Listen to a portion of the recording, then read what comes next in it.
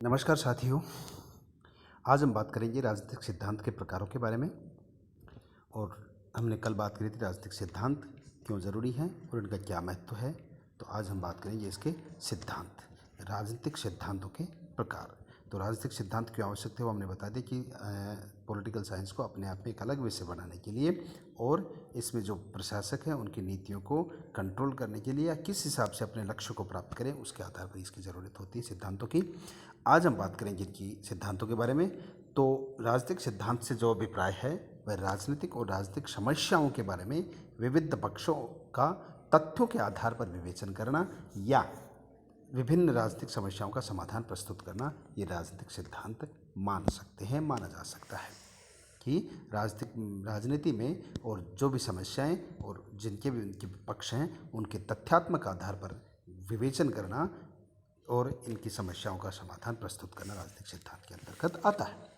अब हम राजनीतिक सिद्धांतों के विभिन्न प्रकारों में पहला लेंगे मानकीय सिद्धांत अर्थात नॉर्मेटिव थ्योरी, या इसको आदर्श सिद्धांत भी कह सकते हैं।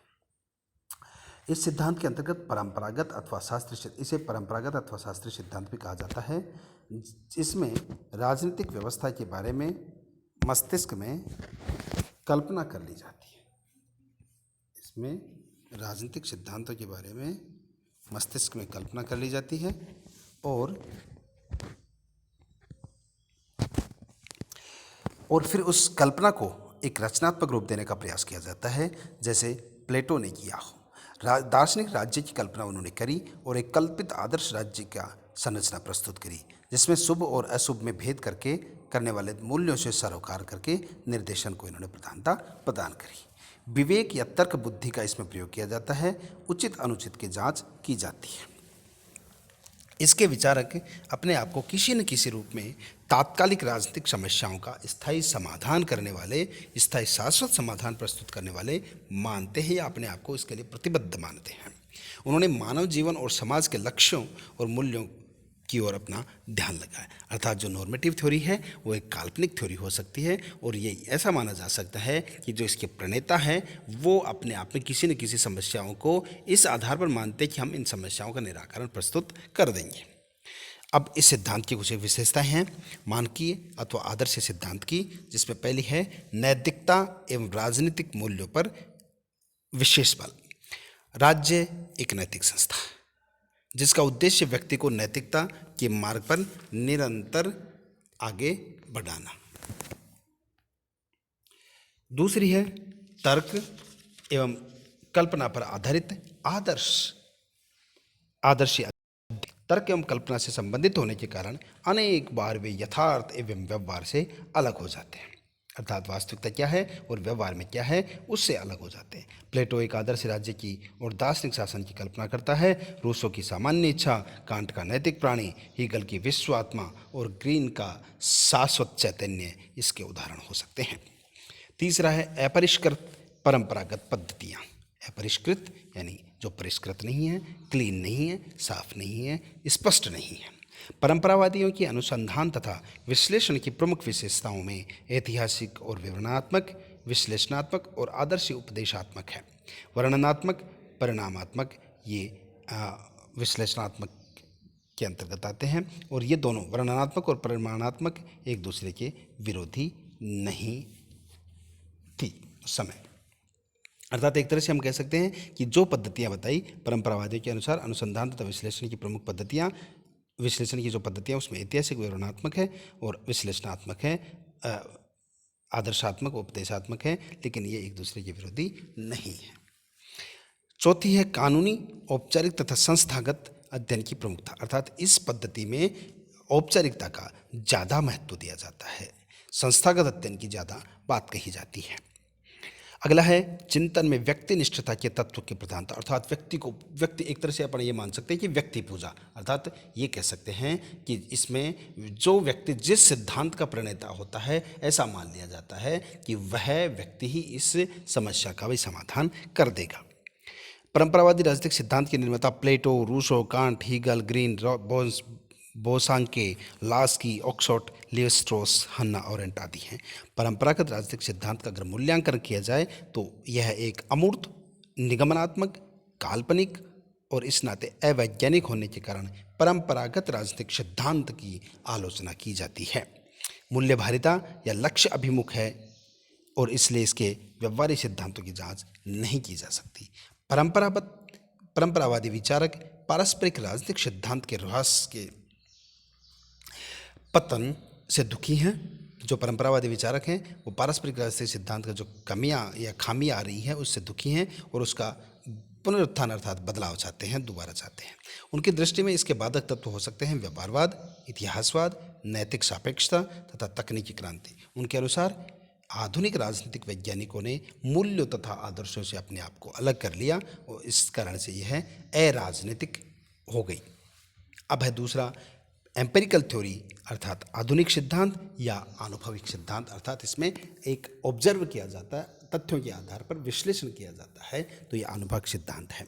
राजनीतिक व्यवहार के वास्तविक तथ्यों को समझकर, जो भी राजनीतिक व्यवहार को प्रभावित करने वाले तथ्य हैं उनको समझकर इस सिद्धांतों का निर्माण किया जाता है। और इसके लिए राजनीति शास्त्री तथ्यों के संकलन हेतु राजनीतिक व्यवहार के क्षेत्र में जाकर, जो राजनीतिक व्यवहार है उसके क्षेत्र में जाकर राजनीतिक व्यवहार का अवलोकन करते हैं, देखते हैं। इसमें क्या किया जाता है, आंकड़े इकट्ठे किए जाते हैं और ठोस जो भी तथ्य हैं उनके आधार पर एक सिद्धांत बनाया जाता है।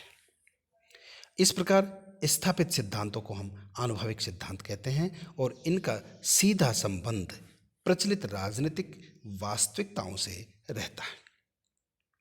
इस सिद्धांत में तथ्यों के वर्णन को बल दिया जाता है, तथ्यों के वर्णन की बात की जाती है और उन्हें सत्य या असत्य की कसौटी पर परखा जाता है। इसमें तथ्यों के बारे में वर्णन किया जाएगा और फिर उन्होंने सत्य और असत्य की कसौटी पर परखा जाएगा। इसमें मूल्यों की तुलना में तथ्यों पर ज़्यादा जोर दिया जाता है और ये चाहते हैं कि राजनीति के अध्ययन को मूल्यों और नैतिक आदर्शों की जो बौद्धिक दार्शनिकता है उससे अलग किया जाए और इसे एक विज्ञान का रूप दिया जाए।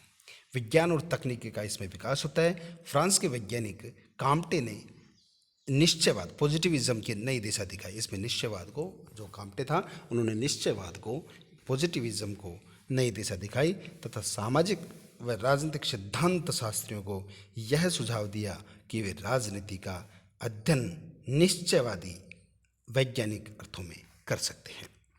अब जो आधुनिक विज्ञानवादी जिन्हें कहा जा सकता है वो जर्मनी के मैक्स वेबर, अमेरिका के Charles मेरियम, David Easton, एप्टर, Gabriel almond, Dahl, Lasswell आदि हैं। आधुनिक राजनीतिक सिद्धांत की विशेषताओं के बारे में बात करें तो ये एक तो अध्ययन मुक्तता, अर्थात आधुनिक राजनीतिक सिद्धांत अध्ययन मुक्त है। आशय इसका यह है कि कोई एक निश्चित क्षेत्र या परिधि नहीं है जहाँ से जो कुछ मिले वहाँ से ग्रहण कर लो। दूसरा है अनुभवात्मकता, अर्थात आधुनिक राजनीतिक सिद्धांत में यथार्थवादी, एक तरह से यथार्थवादी है, व्यवहारवादी दृष्टिकोण है, इसको अपनाने पर जोर दिया जाता है। अधिकांश अध्ययन अनुभव मूलात्मक है, जैसे पर्यवेक्षण, माप, तार्किक युक्तियुक्तता आदि तकनीकों पर इसमें जोर दिया जाता है। तीसरा है शोध एवं सिद्धांत में घनिष्ठ संबंध। शोध एवं सिद्धांत में घनिष्ठ संबंध होता है, अर्थात सिद्धांत का निर्माण करते हैं कठोर शोध प्रक्रियाओं पर आधारित हो। जो भी सिद्धांत बनाया जाएगा उसमें कठोर शोध प्रक्रियाएं अपनाई जाएंगी, रिसर्च होगा। अगला है अंतः अनुशासनात्मक, यानी इंटरडिसिप्लिनरी, यानी इसमें एक चीज़ का अध्ययन किसी दूसरे चीज़ में अध्ययन के साथ जोड़कर यह किया जा सकता है। आचार शास्त्र और दर्शन शास्त्र से संबंध इसका टूट चुका है। व्यावहारिकता के लिए अनेक सामाजिक विज्ञानों का अध्ययन हो सकता है। अगला है मूल्य निरपेक्ष, मूल्यों से अपने आप को यह अलग रखता है और इनका अपने अध्ययन पर प्रभाव भी नहीं पड़ने देता।